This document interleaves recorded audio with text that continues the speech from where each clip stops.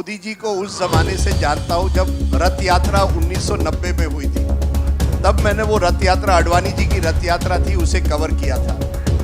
और मैं समझता हूं किसी नेता के साथ दोस्ती मत करिए, लेकिन अगर कोई दोस्त मैं समझता था एक तरह से तो मोदी जी उनमें से शामिल थे, क्योंकि मेरी अच्छे संबंध थे।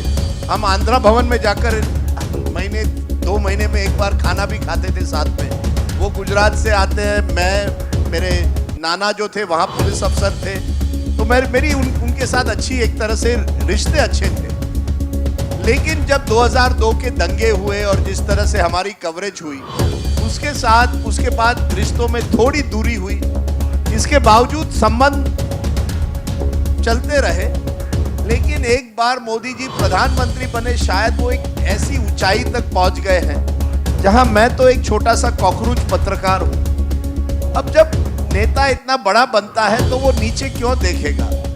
और ये हमेशा आजकल के नेताओं में ये मैं ज्यादातर देखता हूं। कोई नेता मंत्री बन जाता है तो वही नेता अपने आप को एक तरह से ऐसे पायदान पर समझता है। और मैं ये हर पत्रकार को कहूंगा, पत्रकार जो होता है वो कॉकरोच होना चाहिए। और कॉकरोच क्यों? क्योंकि ये जानिए, जब एक ना एक दिन न्यूक्लियर बॉम्ब लगेगा और अगर पाकिस्तान आप पर फेंके या आप पाकिस्तान पर फेंके, अगले दिन आपको रिपोर्टिंग करनी पड़ेगी कि हाँ, एक दिन ब्रेकिंग न्यूज हुई कि न्यूक्लियर बॉम्ब फेंका गया है, क्योंकि बाकी सब खत्म हो जाएगा, कॉकरोच बचेगा। तो पत्रकार हमेशा बचेगा, और पत्रकार कॉकरोच जितना रहे उतना अच्छा है।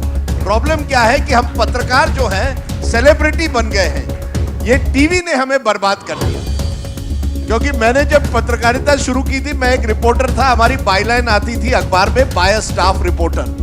अब हर पत्रकार का चेहरा आता है, कुछ के बड़े होर्डिंग्स होते हैं। तो जैसे हम भी सेलिब्रिटी बन गए, मुझे लगता है नेता भी जान गए, देखिए ये सेलिब्रिटी बन गए, लेकिन इनको भी अपनी जगह दिखानी है।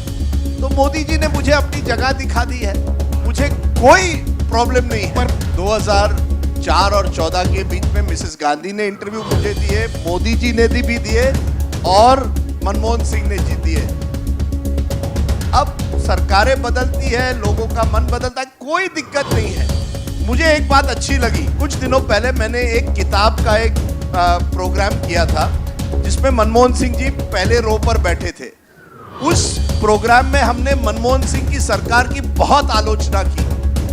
एक बार भी मनमोहन सिंह ने मुझे नहीं कहा कि जो आप कह रहे हैं गलत है।